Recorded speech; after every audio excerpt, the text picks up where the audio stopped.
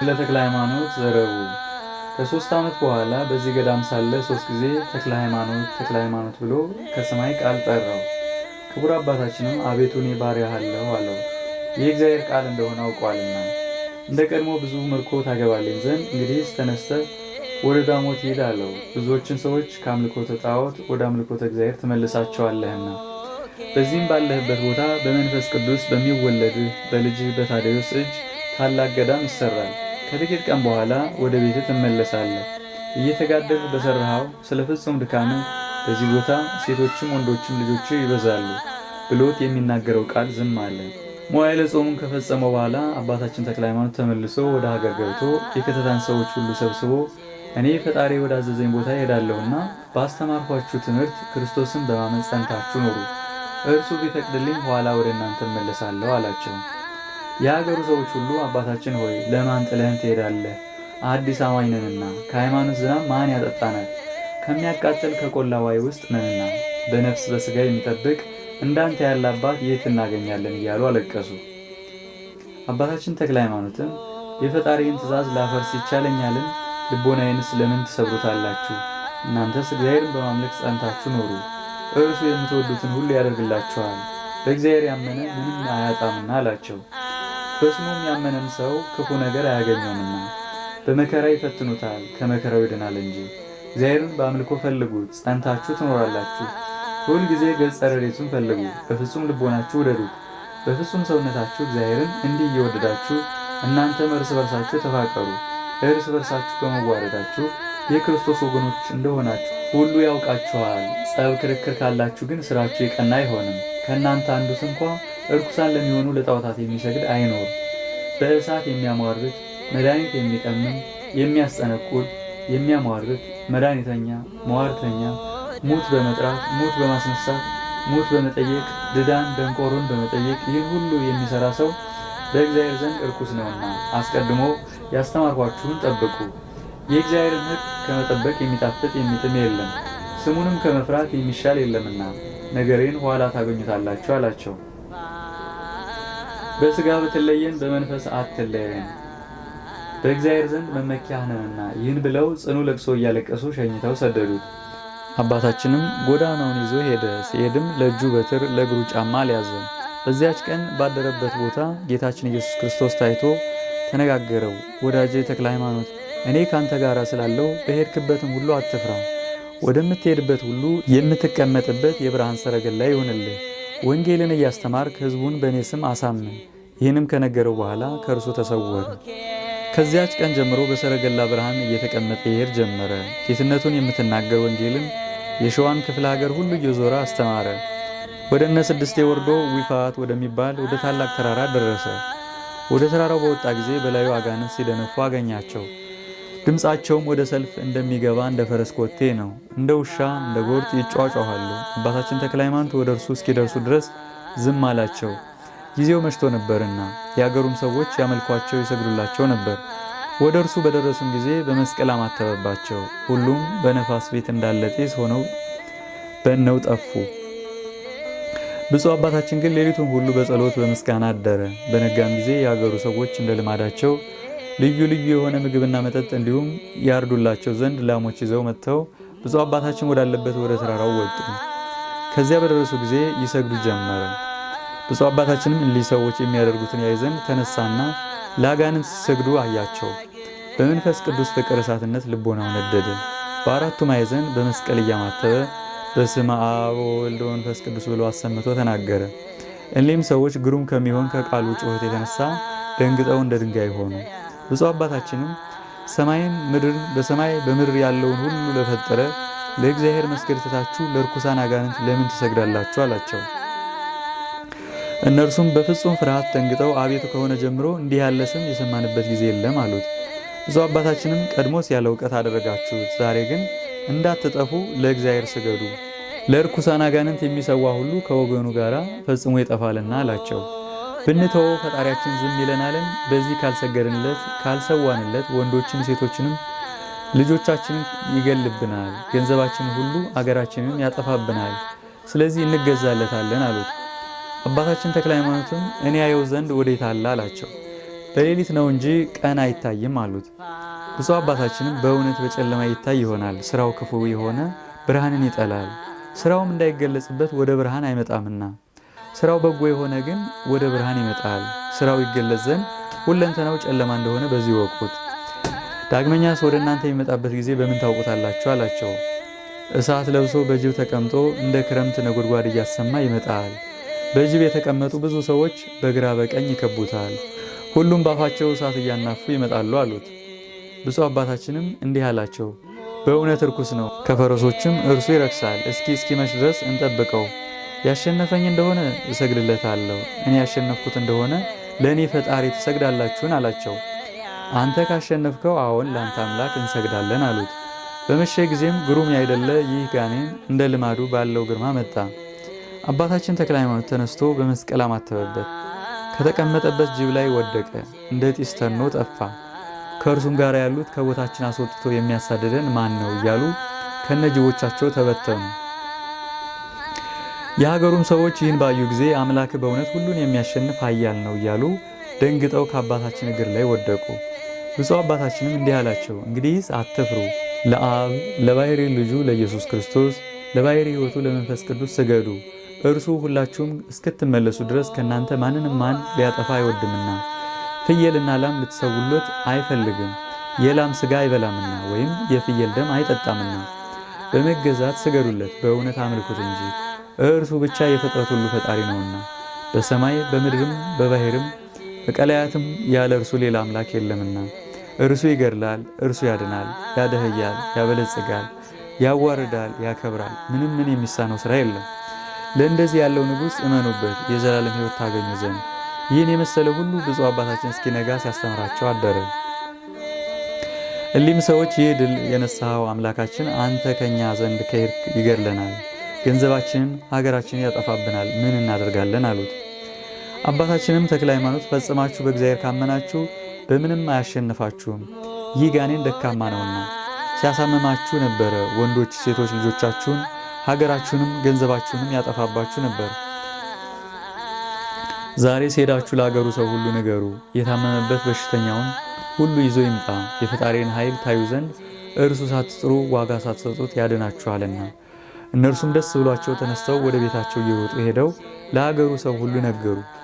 የሀገሩም ሰው ሁሉ ደስ እያላቸው ተሰበሰቡ፣ በሽተኞችንም ሰበሰቡ። ቁጥራቸውም 12 አንካሳ፣ 13 ጎባጣ፣ 7 ጋኔን የሚጥላቸው 10 ዕውራን ነበሩ። በአልጋ እየተሸከሙ አመጧቸው። ገና ከአባታችን ከተክለ ሃይማኖት ዘንድ ሳያደርሷቸው በሩቁ ባዩት ጊዜ አንተ ክፉ ሰው የከተታ የጽላልሽን አውራጃ የተሆንልህ አይበቃህምን? ከዚህም ልታሳድደን መጣህን? እያሉ ያደሩባቸው አጋንንት ጮኹ። ዘወትር እንዲህ እየፈጠንክ ስትሄድ በእግርህ ነው ወይስ በነፋስ ትቀመጣለህን? ከአንተ የምንሸሽበት አጣን። አሁንም መከራ አታጽናብን፣ ወደን እንሄዳለን አሉ። ብፁዕ አባታችንም የተሸከሟቸውን ሰዎች ፈጥናችሁ ወደ እኔ አምጧቸው አላቸው። ወደ እርሱ ሲያመጧቸው ያደሩባቸው አጋንንት ጮኹ። እንግዲህ ወደዚች ሀገር አንመለስም እያሉ በመማል በጥቁር ባሕር አምሳል እየወጡ ሄዱ። ዝንጀሮ መስለውም የወጡ አሉ። ሸሽተው ከዱር ከገደል ገቡ። ድውያኑም ዳኑ፣ ዕውራኑም አዩ። ከዚያም ያሉ ሰዎች ይህን ተአምራት ባዩ ጊዜ አባታችን በረከትህን እንቀበል ዘንድ ባርከን እያሉ ከተክለ ሃይማኖት እግር ስር ወደቁ። እኔስ በፈጣሪ ስም አምናችሁ ሳትጠመቁ በረከትን አልሰጣችሁም፣ የአጋንንት ወገኖች ናችሁና አላቸው። የዳኑትም የአገሩም ሰዎች አባታችን ያዘዝከንን ሁሉ እናደርጋለን አሉ።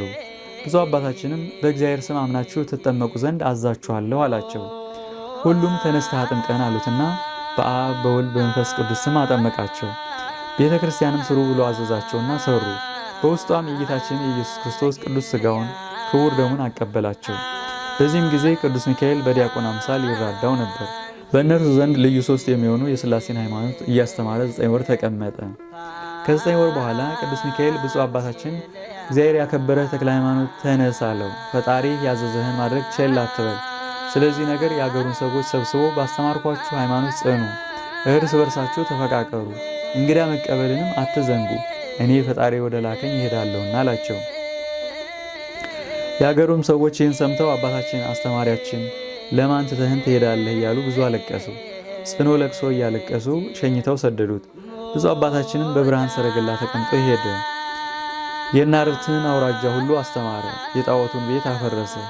የሰታልና የዊፅን ወንዝ ተሻግሮ ወደ ውራጌ ሄዶ ቢለት ከምትባል ተራራ ደረሰ። ይህችውም የአስማተኞች ቤተ መንግስታቸው ናት። ፍየልና ላም ይሰዉበታል፣ በእሷም አጋንንት ይገለጹላቸዋል። ከዚያ የሚቀመጥ አንድ ንጉሳቸው ነበር። ሟርተኞች፣ መድኃኒት የሚቀምሙ ጠንቋዮች ከተራራው ስር በሸንጎው ሲሰግዱለት ይውላሉ። አንድ ሺህ ሁለት ሺህ የሚያሟርቱ እጅ መንሻቸውን ይዘው ቃል እስኪናገራቸው ድረስ እየጠበቁ ደግ የተናገረ እንደሆነ ደግ ነገር ያገኛሉ፣ ክፉ ቢናገር ክፉ ይደረግባቸዋል። ስለዚህ ነገር አንግሰውት ይኖሩ ነበር። ብዙ አባታችንም ይህን ሁሉ ስራቸውን አይቶ በሌላ ጎዳና ተሰውሮ ወጥቶ ይህ የጠንቋዮች ንጉሥ ካለበት ደረሰ። በወርቅ ዙፋን ተቀምጦ ወርቀ ዘቦ ግምጃ ለብሶ አገኘው። ፊቱን ጸፍቶ ከዙፋኑ ገልብጦ ጥሎ አንገቱን ረግጦ በደረቱ ላይ ቆሞ አንተ ክፉ የዳቢሎስ የግብር ልጁ የአጋንንት ወንድማቸው ክርስቶስ በደሙ የዋጃቸውን ሕዝብ ለምን ታስታለህ አለው። ይህም የጠንቋዮች ንጉሥ የሚናገረውን አጣ። መብረቅ ከሰማይ ብልጭ ብሎ የጣለው መሰለው እንጂ ብፁዕ አባታችን ተክለ ሃይማኖት ወደ እርሱ በገባ ጊዜ አላየውም ነበርና። አሽከሮቹ ግን ብፁዕ አባታችን ይዘው ከወዴት መጣ? በምን ስራ ከዚህ ደረስክ? ማን አውጥቶ ከቤተ መንግስት አገባህ? እያሉ ደም ካፍንጫው ካፉም እስኪወርድ ድረስ ፊቱን ጸፉት። ወፍራም የብረት በትር አምጥተው አጥንቱ እስኪደቅ ድረስ መቱትና ያን ጊዜ ሞተ፣ የዱር አራዊት ይብሉት ብለው በድኑን አንስተው ከተራራው ስር ጣሉት። ቅዱስ ሚካኤልን መጥቶ ተክለ ሃይማኖት ጉዳት የለብህም ተነስ ብሎ ጠራው። ብፁዕ አባታችንም የተኛ ሰው እንዲነሳ ፈጥኖ ተነሳ። ቁስሉ እንዳስሶ ከደዌው አዳነው። መከራ ፈጽሞ እንዳላገኘውም ሆኖ ዳነ። ይህንን ሟርተኛ አንተ ድል ታደርገዋለህና ሄደህ ተዋጋው አለው። ብፁዕ አባታችንም በመንፈስ ኃይል ጎልምሶ ሄዶ ወደ ተራራው ላይ ወጣና ይህን የጠንቋዮችን ንጉሥ በወርቅ ዙፋን ተቀምጦ አገኘው። ይህ የጠንቋዮቹ ንጉሥ ግን አባታችን ቅዱስ ተክለ ሃይማኖት ወደ እርሱ ሲገባ አያየውም፣ ፊቱን ሲመታው ያየዋል እንጂ። በዚያችም ቀን ዳግመኛ አባታችን ተክለ ሃይማኖት ንጉሳቸውን ፊቱን ጸፍቶ ከዙፋኑ ጣለው፣ አልጋውንም አንስቶ በላዩ ሰበረው። ይኸውም የጠንቋዮቹ ንጉሥ አሽከሮቹን እነሆ የትናንትናው ሰው ሲገለኝ ለምን ዝም ትላላችሁ እያለ ጮኸ። ባሮቹም በወዲያና በወዲህ እየሮጡ ቢገቡ ብፁዕ አባታችን ተክለ ሃይማኖት ጌታቸውን ሲመታ አገኙት። ፈጥነው ይዘው የብረት አለንጋ አምጥተው ብፁዕ አባታችን ተክለ ሃይማኖት የጎን አጥንት እስኪታይ ድረስ ገረፉት። ዛሬ ሳንግደለው እስኪ ቀድሞን መርምረው ተባባሉና ከወዴት መጣ? አገርህስ ወዴት ነው? ስራስ ምንድነው? ትላንት አልገደልንህምን? ዛሬ ማን አስነሳ? ከኛ መድኃኒት ያንተ መድኃኒት ይበልጣልን አሉት። አባታችን ተክለ ሃይማኖትም በእውነት ከናንተ ፈጣሪ የኔ ፈጣሪ ይጸናል። እኔ መድኃኒት አላውቅም፣ የእናንተን መድኃኒት ላጠፋ መጥቻለሁ እንጂ አላቸው። አገርህ ወዴት ነው አሉት። አባታችን ተክለ ሃይማኖትም አገሬን ለውሻ እናገራለሁን፣ ነገር ግን ውሾች ከናንተ ይሻላሉ፣ ጌታቸውን ያውቃሉና አላቸው። ይህን ባላቸው ጊዜ የውስጥ ዕቃው እስኪታይ ድረስ ሁለተኛ ገረፉት። ደሙም እንደሚፈስ ውሃ ወረደ፣ አካሉም እንደ ሥጋ ተቆራረጠ። ደሙ ሞትም ደረሰ። አንስተው ወደ ገደል ጣሉት። ቅዱስ ሚካኤል ግን እንደ ቀድሞ ፈጥኖ አነሳው። እንዲህ እያደረገ እስከ 40 ቀን ድረስ ከእነርሱ ልዩ ልዩ የሆነ መከራ እየተቀበለ ተቀመጠ። በእነዚህም በ40 ቀኖች እህል ውሃ አልቀመሰም። ብዙ መከራ ደረሰበት። ከነዚህ ከክፉ ሰዎች የደረሱበት ረሃብ፣ ጽም፣ መመታት፣ መገረፍ ናቸው። ወደ ደህንነት ጎዳና ሊመልሳቸው ቢጥርም እነርሱ ከክፉ ስራቸው ሊመለሱ አልቻሉም። ከ40 ቀን በኋላም ብፁዕ አባታችን እንደ ደረቅ ድንጋይ የህሊናቸውን ጽናት የልቦናቸውን መወፈር አይቶ ወደ እግዚአብሔር ለመነ። ጌታዬ ኢየሱስ ክርስቶስ በሀገሬ ሳለሁ የታየኸኝ አንተ ነህ። አዲስ ሐዋርያ አድርጌሃለሁ፣ ወደ አዲስ አማኞች እልክሃለሁ ያልከኝ አንተ ነህ። እኔ በሚሄድበትም በማድርበትም በትእዛዝ ጸንቼ እቀመጣለሁ እያለ ለመነ። ዛሬም አንተን ወደማያውቁ ሕዝብ ደረስኩ። ብዙ አከፉብኝ። እኔም አንተ እያጸናኸኝ በስምህ ስለተጠራው ብዙ መከራን ተቀበሉ። ዛሬ ግን ብዙ ታመንኩ። ከእውነት ከወጡ ከነዚህ ሰዎች ፈርደህ አድነኝ። እንደ አቤሮንና እንደ ዳታን ተከፍታ ትውጣቸው ዘንድ ምድርን እዘዛት። እንደ ቆሬ ልጆች ከተማ እሳት ታቃጥላቸው ዘንድ በእነርሱ ላይ ኃይልህን ግለጥ። የጋለ ቃልህ ግን ለእኔ ለባሪያ ይከራከርልኝ እያለ ጸለየ። እንዲህ እያለ ከጸለየ በኋላ ወደ ተራራው ወጣ። ከየሀገሩ ሁሉ የተሰበሰቡትን ጠንቋዮች አንድ ወገን ሆነው ለንጉሳቸው ሲሰግዱ አገኛቸው። ብፁዕ አባታችን ተክለ ሃይማኖትም ከመካከላቸው ገብቶ ቆመና አንቺ ምድር እኒህን ክፎች ሰዎች ተከፍተሽ ትውጫቸው ዘንድ በእኔ ቃል አይደለ በእግዚአብሔር ቃል አዘዥሻለሁ እያለ አሰምቶ ተናገረ። ወዲያው ተከፍታ ጠንቋዮችን ሁሉ ከካሃዲ ንጉሳቸው ጋር ዋጠቻቸውና አንደኛቸውን ወደ ሲኦል ወረዱ። ብፁዕ አባታችንም ይህን አይቶ እግዚአብሔርን አመሰገነ።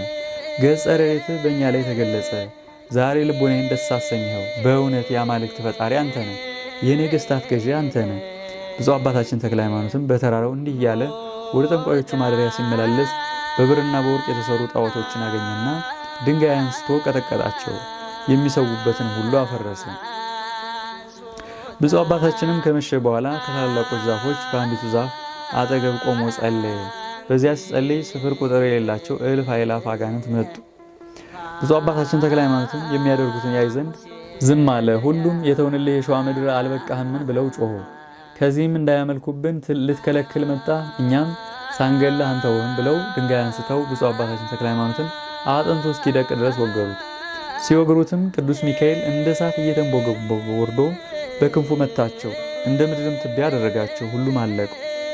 ቅዱስ ሚካኤልም ብፁዕ አባታችን ተክለ ሃይማኖትን አንስቶ ዳሰሰው። ከመከራውም ካዳነው በኋላ አጋንንት በመጡብህ ጊዜ በመስቀል አለማማተብህ ለምንድን ነው አለው። ብፁዕ አባታችንም ሥጋዬን ቢገድሉ ነፍሴን ለመግደል አይቻላቸውም፣ ምን ያደርጉኛል? ነገር ግን ከእኔ ጋር በመዋጋታቸው የምስጋና ዋጋዬን ስላበዙልኝ ደስ ይለኛል እንጂ አለው። ቅዱስ ሚካኤልም ወዳጄ ተክለ ሃይማኖት ጠላትህ እየተዋጋ በሚመጣበት ሥራ ሁሉ ጸንተህ ተዋጋ፣ ጽና፣ በርታ፣ ብዙ ሰዎችን ከድንቁርና ወደ እውቀት ትመልሳቸዋለህና ብሎት ሄደ። በነጋውም ብፁዕ አባታችን አኖሪዎስ የሚባል ልጅ ከመንፈስ ቅዱስ ይወለድልሃል የሚል ቃል ከሰማይ ሰማ። እርሱም ካንተ የተረፉትን ጠንቋዮች ያጠፋቸዋል፣ ከአምልኮተ ጣዖት ወደ አምልኮተ እግዚአብሔር ይመልሳቸዋል። በዚች ሀገር ታላቅ ገዳም ይሰራል፣ በኋላ ዘመን በእርሷ ልጆች ይበዛሉ። ብፁዕ አባታችን ተክለ ሃይማኖትም ይህን ሰምቶ ዝም አለ። ከዚህ በኋላ ለአጋንንት የሚሰዉበትን ቦታ ፈረሰ። የሀገሩን ሰዎች ሁሉ በእግዚአብሔር ስም አሳመናቸው። ብፁዕ አባታችን ተክለ ሃይማኖት በደረሰበት ሀገር ሁሉ የሚያመልኩበት የጣዖት ቤት ወዴት አለ እያለ እየጠየቀ ማጥፋት ልማዱ ነውና በነገሩትም ጊዜ ፈጥኖ ሄዶ ያጠፋዋል። እንዲህም እያደረገ ሲሄድ በዳሞት አውራጃ ወዳለ ዝባፈተን ከሚባል ተራራ ደረሰ።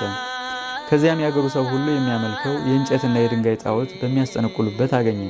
በዚያም አጋንንት ይገለጹላቸዋል፣ የሚያመልኳቸውን ሰዎች ደም እያፈሰሱ ይሰውላቸዋል። ብፁዕ አባታችን ተክለ ሃይማኖትም እሊህን ጣዖቶች አይቶ ድንጋይ አንስቶ ቀጠቀጣቸው፣ ቦታውንም አጠፋባቸው፣ ወንበራቸውን ገለበጠባቸው። ፀሐይ በገባም ጊዜ ብፁዕ አባታችን ከዛፍ ስር ቆሞ ሲጸልይ ወደ እርሱ አጋንንት በዝተው እየተንጋጉ መጡ። የተውንልህ የሸዋ ክፍለ ሀገር ሁሉ አልበቃህምን ብለው ጮኸው ተናገሩ። ከዚህም ግዛታችንን ልትከለክል መጣህን? ዛሬስ ሳንገልህ አንተውህም አሉት። እርሱን ለማስፈራራት በድንጋይ ወገሩት።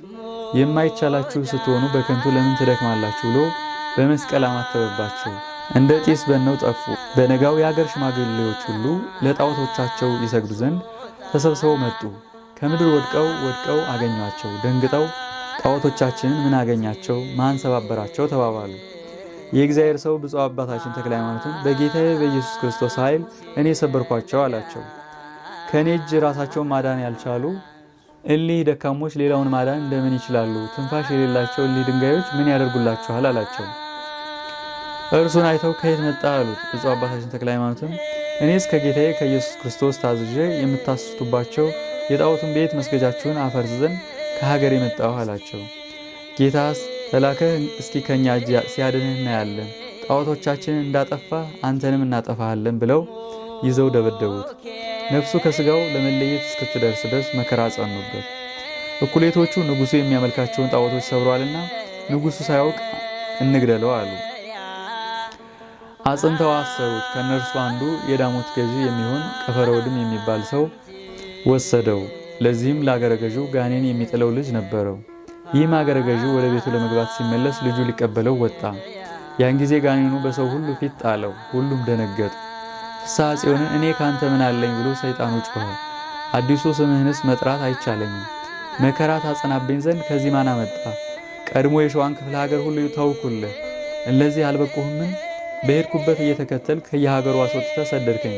ዛሬም ከዚህ መጣ። በአንድ ሀገር የማታርፍ አንተ ክፉ ሰው፣ ከአንተ ወዴት እሸሻለሁ? ወዮልኝ! እኔ እናንተ እስክትሞት ስንዋጋን እንኖራለን። ዝም ካላልክስ በሞተ ለሚ ልብ አድሬ ወደ ገደል ይጥልሃል፣ ከዚያ ትሞታለህ፣ እኔም ካንተ አርፋለሁ አለው። አገረ ገዢውም ይህን ነገር ሰምቶ ደንግጦ እስሩን ፈታው። ከፊት ወድቆ እጅ ነሳው። እግዚአብሔር የሚሉት የሰማይ ፈጣሪ አንተ ነህ አለው። ብፁዕ አባታችን ተክለ ሃይማኖትም እኔስ እርሱን አይደለሁም የማመልከው የእርሱ ባሪያ ነኝ እንጂ። አባቴ አምላክ የሚባለው ማን ነው? ሕይወት የማገኝበትን ሥራ ንገረኝ፣ ልጄንም አድንልኝ ባለው ጊዜ ብፁዕ አባታችን ተክለ ሃይማኖትም ልጅህን ባድንልህ በእኔ አምላክ ታምናለህን? አለው። አዎን ፈጽሜ አምናለሁ አለው። ብፁዕ አባታችን ተክለ ሃይማኖትም አንተ ርኩስ ሰይጣን በጌታዬ በኢየሱስ ክርስቶስ ስም ከዚህ ከብላቴና ላይ ውጣ ብሎ እጁን አንስቶ በሕፃኑ ፊት ላይ አማተበ። ወዲያው ግመር ዝንጀሮ መስሎ ወጣ። እኔ እወጣለሁ፣ አትንካኝ፣ በእጅ ባለ እሳት አታቃጥለኝ እያለ ጮኸ። ይህን ያዩ ሁሉ አደነቁ። ይህም አገረ ገዢ ደስ ብሎት ከነ ቤተሰቡ ከሀገሩም ሰው ጋር በብፁዕ አባታችን ተክለ ሃይማኖት ቃል በጌታችን በኢየሱስ ክርስቶስ ስም አመነ። በዚያች ቀን በሦስቱ ስም አጠመቃቸው። አገረ ገዢውን ስሙን ገብረ ዋሕድ አለው። ሚስቱንም ወለተ ዋሕድ አላት። ልጁንም ተክለ ዋሕድ አለው። ከጥቂት ቀን በኋላ አባታችን ተክለ ሃይማኖትን የያዙት የአገሩ ሰዎች ሽማግሌዎች መጥተው አገረ ገዢውን ጣዖታችን ያጠፋ ይህን ሰው ከንጉሥ ዘንድ እስክናደርሰው አጽንተ ጠብቅ ስላሉት፣ ይህም ሹም ደህና አድርጌ ጠብቀዋለሁ አላቸው። ብዙ አባታችን ተክለ ሃይማኖትም ለዳሞት ሰዎች የክርስቶስ ወገን የምትሆን ሃይማኖትን እያስተማረና በሀገራቸው የታመሙትንም እያዳነ 3 ወር ተቀመጠ። 3 ወር ከተፈጸመ በኋላ መኳንንቱ መጥተው ገብረ ዋሕድን ጠብቅ ያልንህን ሰው ስጠንና ወደ ንጉሡ እንውሰደው አሉት። እርሱንስ አልሰጣችሁም፣ አብሬ ከእርሱ ጋር እሞታለሁ እንጂ አላቸው።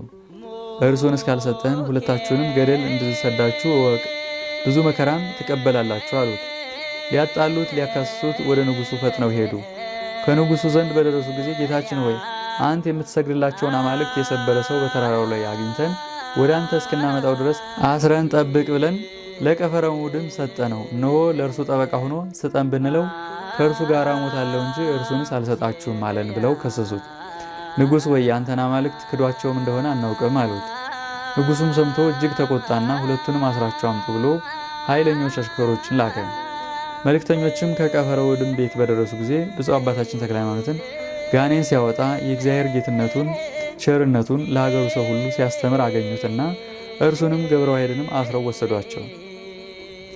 በጎዳና ሲሄዱ ገብረ ዋሕድ አባታችንን ተክለ ሃይማኖትን እንግዲህ አንተ የእግዚአብሔር ወዳጅ ስማኝ ልንገርህ፣ ከሸዋ የተማረከች ስለ አንዲት ሴት ፍቅር ንጉሡ አይምሮን ካጣ እነሆ 25 ዘመን ነው። በጣዖቱ ስርዓት ሊያገባት ወዶ ብዙ ሰንጋዎች አረደ። ሳያገባት ለጣዖቱ ሊያሰግዳት አክብራችሁ አምጧት ብሎ አዘዘ። ከጣዖቱ ፊት በቆመች ጊዜ መብረቅ ከሰማይ ድንገት መጥቶ ሁላችን እያየን ነጥቆ ወደ ሰማይ አወጣት። ከድንጋጤ የተነሳ ብዙ ሰዎች ሞቱ። ንጉሡም ከዚያች ቀን ጀምሮ እስከ ዛሬ ድረስ አይምሮውን አወጥቶ ኖረ። ከዚህ አይምሮ ማጣት ብታድነው ይተወናል ይመስለኛል፣ ይህ ካልሆነ ይገለናል አለው። ብዙ አባታችን ተክለ ሃይማኖትም ገብረ ዋሕድ መከራ ተፈራለህን አለ። ፈጣሪያችን በንጉሡ እጅ አይጥለንምና አትፍራ። ይህችንም ያልከኝን ሴት ነገር የእግዚአብሔር ቸርነቱን ተአምራቱን ካየህ በኋላ እነግርሃለሁ። ይህን እየተነጋገሩ ሄደው ከንጉሡ ዘንድ ሲደርሱ መልእክተኞቹ ለንጉሡ መጡ ብለው ነገሩት። ወደ እኔ አምጧቸው ብሎ አዘዘና አምጥተው ከፊቱ አቆሟቸው። ብዙ አባታችን ተክለ ሃይማኖትን ሀገራችንን የምታጠፋ አንተ ክፉ ሰው ሀገርህ ወዴት ነው ባለው ጊዜ ብዙ አባታችን ተክለ ሃይማኖትም አንተ ጎስቋላ አይምሮህን ያጣህ እኔን ሳታውቅ አገሬን ትጠይቀኛለህን አለው። ሞተለሚም አገርህ ወዴት ነው ወገንስ ምንድን ነው አለው። ብዙ አባታችን ተክለ ሃይማኖትም እኔስ ከምስራቅ የመጣሁ የክርስቶስ ወገን ነኝ አለው። እርሱም ከዚህ ማን አደረሰህ አለው። ብፁዕ ተክለ ሃይማኖት በሀገርህ ያለ ጣዖትን ሁሉ ላጠፋ ጌታ ኢየሱስ ክርስቶስ ልኮኛል አለው። ንጉሡም በሰማ ጊዜ ተቆጥቶ የኔን ጣዖት የምታጠፋ አንተን ሊያመልኩ መጥተሃልን? የኔን አማልክት ባጠፋ ጊዜ እኔ ስለ እንደኔ ልጅ አንተንም አጠፋሃለሁ አለው። ከዚህ በኋላ ሞተለሚ ወደ ገብረ ዋሕድ ተመልሶ ቀፈረውድም አንተ ትዕቢተኛ ቸልተኛ፣ ይህን ሰው ወደ እኔ እንዳያመጡት የከለከልክ አንተ ነህን አለው። አባቶቼ ያላዩትን በእጁ የተደረገ ድንቅ ድንቅ ታምራትን አይቻለሁና አዎን ከልክያለሁ አለው።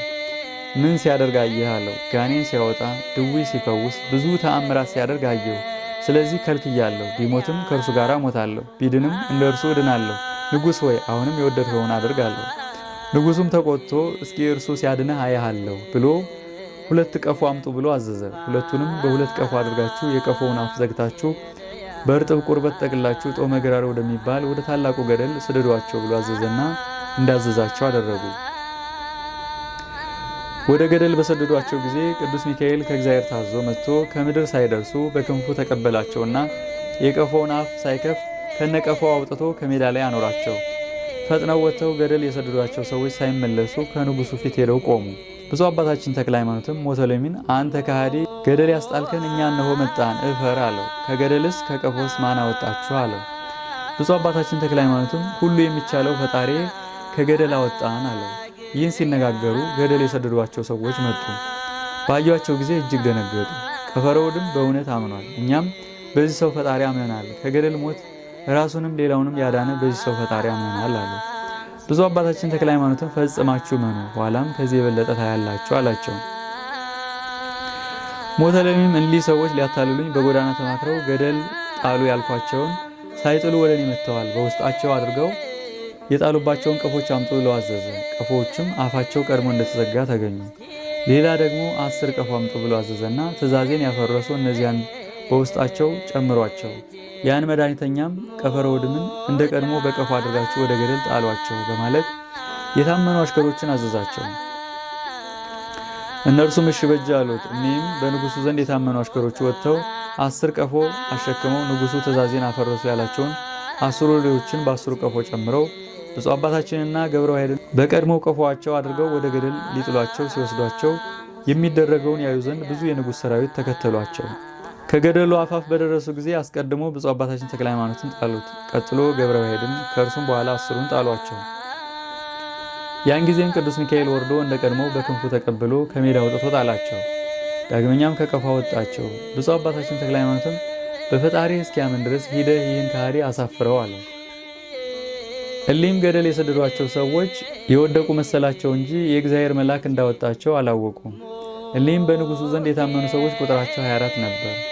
ብፁዕ አባታችን ተክለ ሃይማኖትም በንጉሱ በር ፊት ለፊት ሆኖ ይህን ታምር ያደረገለትን እግዚአብሔርን አመሰገነ። እሊም የንጉሱ ወገን የሚሆኑ ሰዎች ከፊት ወድቀው ሰገዱ። ብፁዕ አባታችን ሆይ በአምላክህ እናምናለን። አንተ አምላክ እንደሆን አስረድተ ንገረን፣ ሰውም እንደሆን የምንጸድቅበትን አስተምረን አሉት። ብፁዕ አባታችን ተክለ ሃይማኖትም እኔስ አምላክ አይደለሁም የአምላክ ባሪያ ነኝ እንጂ አምላክስ ኢየሱስ ክርስቶስ ነው፣ በሦስትነቱ ለሚያምኑበት የዘላለም ሕይወትን የሚሰጥ እርሱ ነው አላቸው። እንኪያስ እኛም የዘላለም ሕይወትን እናገኝ ዘንድ በስሙ አምነናል አሉ። ከዚህም በኋላ ብፁዕ አባታችን ተክለ ሃይማኖት ወገኖቹን አስከትሎ ወደ ንጉሱ ገብቶ አንተ ከሃዲ እፈር፣ በጌታዬ በኢየሱስ ክርስቶስ ኃይል ላሳፍርህ መጥቻለሁና አለው። ንጉሱም ደንግጦ የሚናገረውን አጣ። እነዚያም 24 ሎሌዎች መጥተው ቀድሞስ ንጉሱ እንደተናገረ ገደል ያልጣሏቸው መስሎን ነበር፣ እኛም አገረ ገዢው ብዙ ገንዘብ ሰጥቶ አታሏቸዋል ብለን ነበር። ዛሬ ግን እኛ እኚህም ክፉ አድራጊዎች ካሳታቸው ሰው ጋር ጣልናቸው እየተባባሉ ከንጉሱ ደጅ ደረሱ። አፋቸው እንደ ቀድሞው ተዘግቶ 12 ቀፎ አገኙ። ደንግጠው ወደ ንጉሱ በገቡ ጊዜ 12ቱን ሰዎች ከንጉሱ ፊት ቆመው አገኟቸው። ከእነርሱም አንዱ ብፁዕ ተክለ ሃይማኖት ንጉሱን ስለ ክፋቱ ይዘልፈው ነበር። እሊም ሎሌዎች እጅግ እያደነቁ ቆሙ። እናንተም ከኒህ ከሐሰተኞች ጋር አንድ ሆናችኋልን? ገደል ለምን አልጣሏችኋቸውም? አላቸው። እሊም የታመኑት አሽከሮቹ ንጉሥ ሆይ እኛስ አንተ እንዳዘዝከን ፈጥነን ጣልናቸው፣ ሐሰትም እንዳልተናገርን ሰራዊትህን ጠይቃቸው። ስንጥላቸው ያዩ ከኛ ጋር ብዙ ጎብኚዎች ነበሩና፣ ነገር ግን ዛሬ ድንቅ ነገር አየን። እነሆ 12ቱ ቀፎዎች እንደ ቀድሞ አፋቸው እንደተዘጋ ከደጅ ላይ አሉ። በውስጣቸውም ጨምረን የጣልናቸው ሰዎች እነሆ ከፊት ቆመዋል። ንጉሥ ሆይ ምን ትላለህ? የዚህ እንግዳ ሰው አምላክ ቢያድናቸው ነው እንጂ ሌላ ማን አዳናቸው? እኛም ዛሬ ከሞት በሚያድን በዚህ ሰው አምላክ አምነናል። እርኩሳን ለሚሆኑ ለአንተ አማልክት አንሰግድም አሉት።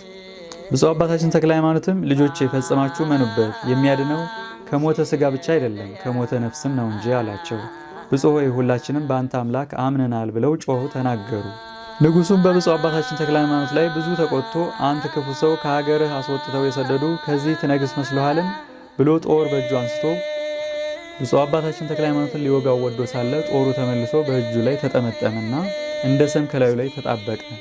የተሰበሰቡትም ሰዎች ይህን አይተው ማዳን በሚቻለው በዚህ ሰው አምላክ አምነናል እያሉ ጮሁ ተናገሩ። ንጉሱም ጭፍሮቹን እሊ የተሰበሰቡትን ሁሉ ውጓቸው ብሎ አዘዘ። ጭፍሮቹም ወጥተው ከፊቱ ወግተው ገደሏቸው። በዚያችም ቀን በከተማው ደማቸው እንደ ውሃ ፈሶ የሞቱ ሰዎች ቁጥራቸው 340,080 ሰዎች ናቸው። በክርስቶስ ስም በሰማዕትነት የሞቱ እሊህም ቅዱሳን የማያልፍ ክብር ተቀበሉ። በረከታቸው ከሁላችን ጋር ይሁን ይደረግ ለዘላለሙ በእውነት። ከዚህ በኋላ ንጉሱ ብፁዕ አባታችንን የሚገልበትን ምክንያት እስኪመክር ድረስ እጁንም እግሩንም አስራችሁ ገብረ ዋሕድንም ከእርሱ ጋር ከእስር ቤት አቆዩአቸው ብሎ አዘዘ። እንዳዘዘውም አደረጉ።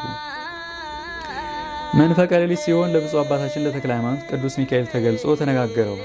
ወዳጄ ተክለ ሃይማኖት አትፍራ፣ ብዙዎችን ሰዎች እነሆ ወደ አምልኮተ እግዚአብሔር ትመልሳቸዋለህ። ጽና፣ በርታ፣ ድል የምታደርግበት ስልጣን ተሰጥቶሃልና አለው። ይህን ብሎ እርሱንም ገብረ ዋሕድንም ከስራታቸው ፈታቸው። በነጋም ጊዜ ንጉሱ ተክለ ሃይማኖትን አምጡት ብሎ ወደ እስር ቤት መልእክተኞች ላከ። ፊቱ እንደ ፀሐይ ያበራ ቆሞ ሲጸልይ ያገኙት። መልእክተኞቹም ንጉሥ ይጠራሃል አሉት። ብፁዕ አባታችን ተክለ ሃይማኖትም ከልጁ ከገብረ ዋሕድ ጋር ሄዶ ከንጉሡ ፊት ቆመ። ንጉሡም መልእክተኞቹን ከስራታቸው ማን ፈታቸው አላቸው። ቆሞ ሲጸልይ ያገኘ ነው እንጂ የፈታቸውን አናውቅም፣ እጆቹም እግሮቹም ተፈተው ገብረ ዋሕድም ከእርሱ ጋር ሆኖ አገኘ ነው እንጂ አሉት። ማን ፈታህ አለው። ብፁዕ አባታችን ተክለ ሃይማኖትም አእምሮህን ያጣህ አንተ ጎስቋላ፣ የፈጣሪዬን ኃይል እስከ መቼ ድረስ ትጠይቀኛለህ? ትላንት ከእጅህ ያዳነኝ ማን ነው ብሎ ጥያቄውን በጥያቄ መለሰለት። ትላንትስ በመድኃኒትህ ዳንክ ብሎ ቀኝ እጁ ትላንት በያዛት ጦር ተጠቅልላለችና በግራ እጁ ጦሩን አነሳና ብፁዕ አባታችን ተክለ ሃይማኖትን ሊወጋ ወዶ ጦሩ ከእጁ ጋር ተጣበቀች። ክንዱ ሰለለ፣ ደረቀ፣ እንደ ድንጋይ ሆነ። እኔን ገድሎ መንግስቴን ይቀማኝ ዘንድ አገሬንም ያጠፋ ዘንድ ይህ ሟርተኛ ከየት መጣ እያለ ጮኸ። ብፁዕ አባታችን ተክለ ሃይማኖትም እኔ የመጣሁ ልገልህ አይደለም፣ አንተንም ላድን ሀገርህንም በሃይማኖት ላንጽ ነው እንጂ መንግስትህም ውሾች እንደሚረግጡት እንደ አደባባይ ጭቃ ይመስለኛል። መንግስት ይቅርና ከቤትህ የምድር ትቢያስ እንኳ አልሻም።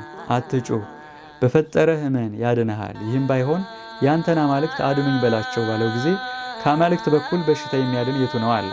ሰይጣንም ከሩቅ ቆሞ ሙሰሎሚን ይህን ሰው ብትገድለው እኔ አድንህ ነበር ብሎ ጮኸ። እርሱም ግደሉት ብሎ አዘዘ። ጭፍሮቹም ይህ ሰው በምን ይሞታል? ጦርም አይገድለው ገደልም አይቀበለው አሉት። ንጉሱም በጭንቅ ታምም ያለውና ፈጥኖ የሚሞትበትን በሉ ምከሩኝ አላቸው። ገመድ ካንገቱ አግብተው ከታላቅ ዛፍ ላይ አንቀው ይስቀሉት፣ በዚያ ይሞታል አሉት። እርሱም እንደነገራችሁኝ ፈጥናችሁ አድርጎ አላቸው።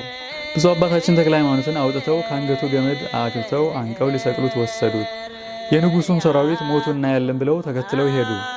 ከዛፉ ዘንድ በደረሱ ጊዜ አንድ ሰው ከዛፉ ላይ ወጥቶ በላዩ ገመድ አስሮ ብፁዕ አባታችን ተክለ ሃይማኖትን ከምድር 50 ክንድ ያህል ርቆ በዚያ ተሰቃይቶ ይሙት ብሎ ሰቀለው።